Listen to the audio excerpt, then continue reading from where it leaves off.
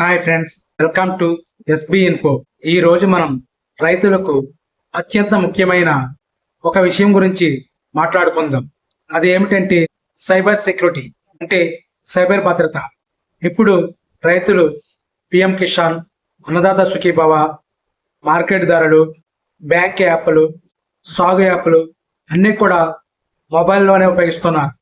కానీ ఈ డిజిటల్ ప్రపంచంలో మోసాలు కూడా చాలా పెరుగుతున్నాయి. ఈ వీడియోలో రైతులు మోసగాల బారిన పడకుండా ఎలాంటి జాగ్రత్తలు తీసుకోవాలి అనేది పూర్తిగా వివరంగా తెలియజేస్తాను. ఈ వీడియోను ఎక్కడా స్కిప్ చేయొద్దు, పూర్తిగా చూడండి. Hi friends, welcome to SP info channel. రైతులు ఇటీవల కాలంలో మొబైల్ వినియోగం ఎక్కువగా ఉపయోగిస్తున్నారు. రైతులు అనేక వ్యవసాయ అవసరాల కోసము, బ్యాంకింగ్ కోసము, ఇతర సమాచారం కోసము మొబైల్లు ఎక్కువగా ఉపయోగిస్తున్నారు.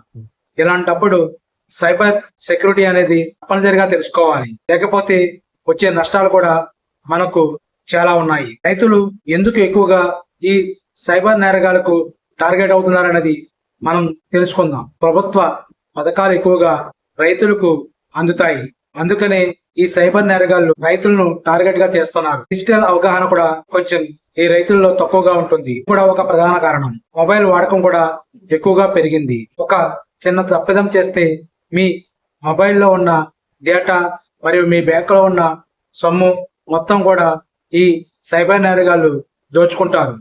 గత ఏడాది తెలంగాణ మరియు ఆంధ్రప్రదేశ్లో వేలాది మంది రైతుల పిఎం కిసాన్ డబ్బులు ఓటీపీ మోసం ద్వారా నష్టపోయారు. ఇలాంటి సమస్యలు మన చుట్టూ చాలా జరుగుతూనే ఉన్నాయి. రైతులు ప్రధానంగా ఎదుర్కొనే సైబర్ మోసాలు ఓటీపీ స్కామ్. ఈ ఓటీపీ స్కామ్ అనేది ఎలా జరుగుతుందంటే, ఉదాహరణకు ఒక వ్యక్తి రైతుకు కాల్ చేసి, సార్ మీ పిఎం కిసాన్ డబ్బులు 2000 ఆగిపోతున్నాయి, మీరు ఓటీపీ చెప్తే వెంటనే మీ అకౌంట్కి జమ అవుతాయి, కావున ఓటీపీ చెప్పండి అని అడుగుతారు. మీరు ఓటీపీ చెబితే మీ పిఎం కిసాన్ డబ్బులతో పాటు మీ బ్యాంకులో ఉన్న మొత్తం సొమ్మును కూడా ఈ సైబర్ నేరగాళ్లు దోచుకుంటారు. కాబట్టి ఎవరికి ఓటీపీ అనేది చెప్పకండి.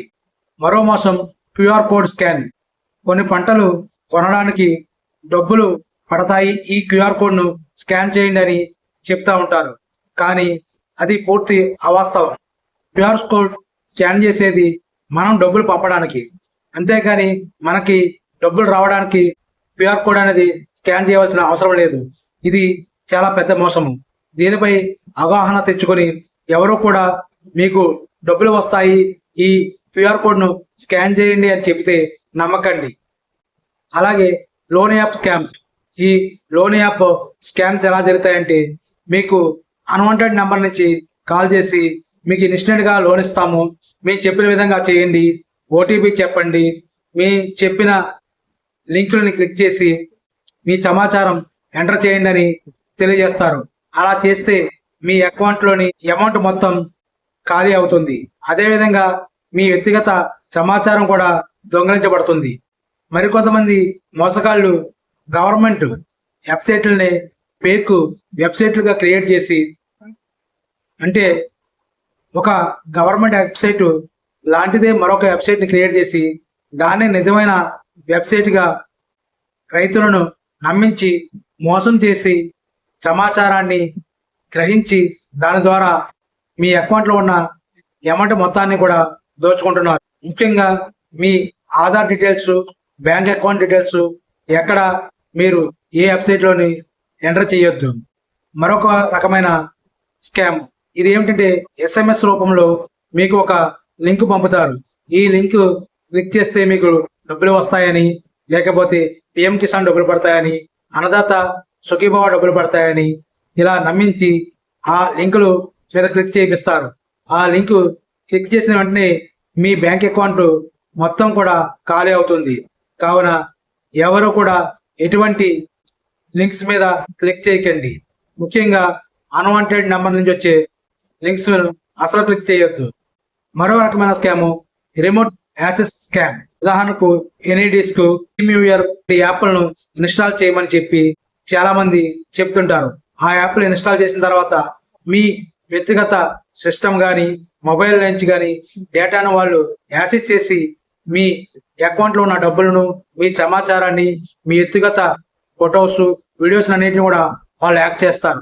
కావున ఎవరు చేయమన్నా సరే ఎనీ డెస్క్, టీమ్యూర్ వంటి రిమోట్ యాక్సెస్ యాప్స్ని ఇన్స్టాల్ చేయవద్దు. ఇటీవలే చిత్తూరు జిల్లాలో ఒక రైతుకు ఒక కాల్ వచ్చింది. సార్, మీ పిఎం కిసాన్ వెరిఫికేషన్ ఆగిపోయింది, మీకు ఓటీపీ పంపుతున్నాం, వెంటనే మీరు ఓటీపీ చెప్పండి అని అతను నమ్మి ఓటీపీ చెప్పాడు. 10 నిమిషాల్లోనే అతని అకౌంట్లో 12,500 రూపాయలు డెబిట్ అయ్యింది. అంటే 12,500 రూపాయలు నష్టపోయాడు. ఈ వ్యక్తి నష్టపోవడానికి ముఖ్యమైన కారణం అతనికి ఈ సైబర్ సెక్యూరిటీ మీద అవగాహన లేకపోవడం. రైతులారా, మీరు ఈ సైబర్ నేరగాల నుంచి రక్షణ పొందాలంటే కొన్ని నియమాలు పాటించాలి. ముఖ్యంగా ఏమిటంటే, తెలియని వారికి ఎవరికి కూడా ఓటీపీ చెప్పకూడదు. ఈవెన్ బ్యాంక్ మేనేజర్స్ కూడా ఓటీపీ అడగరు, వారికి కూడా మీరు ఓటీపీ చెప్పవలసిన అవసరం లేదు. అలాగే క్యూఆర్ కోడ్ స్కాన్ చేయమని మీకు డబ్బులు వస్తాయని చెప్తే ఎవరు నమ్మొద్దు, అలాంటివి కూడా స్కాన్ చేయొద్దు. అధికారిక వెబ్సైట్లు మాత్రమే యూజ్ చేయాలి. అంతేగాని అదే పేరుతో ఉన్న వెబ్సైట్లను కానీ గూగుల్లో ఫస్ట్ వచ్చే లింక్ మాత్రమే అధికారిక వెబ్సైట్ అని అనుకోలేము. కావున అధికార వెబ్సైట్లు ఏమిటనేవి ప్రభుత్వ అధికారులను అడిగి తెలుసుకుని వాటిని మాత్రమే యూజ్ చేయాలి. అలాగే రిమోట్ యాక్సెస్ యాప్లని ఇన్స్టాల్ చేయకూడదు. మీ బ్యాంకు యాప్స్ ఏవైతే యూజ్ చేస్తున్నారో వాటికి బలమైన పాస్వర్డ్, అంటే స్ట్రాంగ్ పాస్వర్డ్ని క్రియేట్ చేసుకుని ఉంచుకోవాలి. అలాగే రెగ్యులర్గా ఈ పాస్వర్డ్ను కూడా చేంజ్ చేస్తూ ఉంటే మీకు ఎటువంటి ప్రమాదము కలగకుండా ఉంటుంది. అలాగే పబ్లిక్ ప్లేసుల్లో ఉన్న పబ్లిక్ వైఫైల్ని యూజ్ చేయకూడదు. దీనివల్ల కూడా మీరు హ్యాక్ అవ్వడానికి అవకాశం ఎక్కువ ఉంది. అలాగే మీ మొబైల్ సెక్యూరిటీ కోసం screen lock, pattern lock, face లేదా థంబ్ అంటే ఫింగర్ ప్రింట్ ఆప్షన్ని ఉపయోగించండి. అలాగే కొన్ని యాప్స్ కొన్ని పర్మిషన్లు అడుగుతాయి. ఉదాహరణకు కాంటాక్ట్స్, ఫొటోస్, లొకేషన్ వంటివి పర్మిషన్ అడుగుతాయి. అనధికారిక యాప్స్ ఉపయోగిస్తున్నప్పుడు అటువంటి పర్మిషన్లు బ్లైండ్గా ఇవ్వద్దు. మీరు ఏదైనా యాప్ను ఉపయోగించాలనుకుంటే అది ప్లే స్టోర్ యాప్ నుంచి మాత్రమే డౌన్లోడ్ చేసుకుని ఉపయోగించడం మంచిది. అలాగే మీ సాఫ్ట్వేరు లేదా ఓఎస్ అప్డేట్ చేయాలని మీకు లింకులు పంపిస్తూ ఉంటారు. వాటిని అసలు క్లిక్ చేయొద్దు, అటువంటి అప్డేట్లు చేయవద్దు. అలాగే కొన్ని ఎస్ఎంఎస్లు బ్యాంక్ నుంచి వచ్చినట్టుగా పంపిస్తూ ఉంటారు, కానీ అవి నిజమైనవి కావు. సో ఇలాంటి ఫేక్ ఎస్ఎంఎస్లని అసలు మీరు క్లిక్ చేయొద్దు. అలాగే వాట్సాప్లో కూడా ఎస్బీఐ బ్యాంకు యాప్ అని, లేకపోతే పిఎం కిసాన్ యాప్ అని, అన్నదాత సుఖీభావ యాప్ అని ఇలా ఫేక్ యాప్లను క్రియేట్ చేసి వాటి ద్వారా మీ సమాచారాన్ని, మీ డబ్బును ఈ హ్యాకర్లు దోచుకుంటున్నారు. కాబట్టి ఈ విషయాలన్నింటి మీద అవగాహన తెచ్చుకొని ఈ సైబర్ నేరగాల నుంచి రక్షణ కలిగి ఉండాలని మీ అందరినీ కోరుకుంటున్నాను. అలాగే ఎవరైనా సరే మీకు ఫోన్ చేసి మీ బ్యాంక్ బ్యాలెన్స్ గురించి అడిగినప్పుడు అటువంటి వివరాలు తెలియజేయవద్దు. మీ మొబైల్ గ్యాలరీలో సెన్సిటివ్ డేటాను ఎప్పుడూ సేవ్ చేయొద్దు, అది కూడా ప్రమాదకరమే. లాటరీ మెసేజ్లని వస్తుంటాయి, అవి 100% ఫేక్ మెసేజ్లు. వాటిని ఎవరు కూడా క్లిక్ చేయొద్దు, వెంటనే వాటిని డిలీట్ చేయండి. అలాగే ఫ్రీ సబ్సిడీ అని ఫేక్ మెసేజ్లు వస్తుంటాయి, వాటిని కూడా మీరు వెంటనే డిలీట్ చేయండి. అలాగే కొన్ని ఫేక్ కాల్స్ చేసి ఈకేవైసీ అప్డేట్ చేయాలి అని అడుగుతుంటారు, ఇవి కూడా ఫేక్ కాల్స్. వీటిని కూడా అటెంప్ట్ చేయకండి, వెంటనే కట్ చేయండి. అలాగే మరికొందరికి మీ అకౌంట్ ఫీజ్ అవుతుంది, వెంటనే మేము పంపిన లింక్ పై క్లిక్ చేయండి అని వస్తుంటాయి. అలాంటి కాల్స్ నమ్మొద్దు, అటువంటి లింక్స్ పై క్లిక్ చేయొద్దు. ఒకవేళ మీరు మోసపోతే ఏం చేయాలి అంటే, మొదటగా 1930కి కాల్ చేసి జరిగిన సంఘటన గురించి పూర్తిగా తెలియజేయండి. వారు వెంటనే మీ ఖాతా నుండి వేరే అకౌంట్కి వెళ్ళిన అమౌంట్ను పీచ్ చేస్తారు. అలాగే cybercrime.gov.in వెబ్సైట్లో కంప్లైంట్ కూడా చేయండి.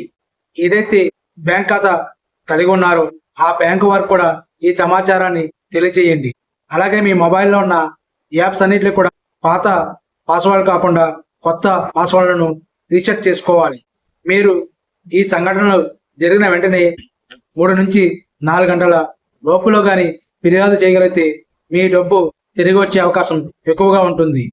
రైతులారా, ఈ డిజిటల్ యుగంలో మన జీవితం, మన డబ్బు, మన పత్రాలు అన్నీ మొబైల్లోనే ఉంటున్నాయి.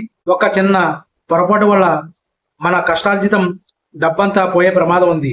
అందుకే ఈ వీడియోలో చెప్పిన సైబర్ భద్రత నియమాలను తప్పకుండా పాటించండి. జాగ్రత్తగా ఉన్న రైతులు మాత్రమే ఇటువంటి నష్టాల నుంచి తప్పించుకుంటారు. మీ భద్రత మీ చేతుల్లోనే ఉంది. ఈ వీడియో మీకు ఉపయోగపడినట్లయితే లైక్ చేయండి. మీ గ్రామ రైతు వాట్సాప్ గ్రూపుల్లో ఈ వీడియోను షేర్ చేయండి. మరిన్ని ఉపయోగకరమైన వీడియోల కోసం మా ఛానల్ని సబ్స్క్రైబ్ చేయండి. Thank you friends.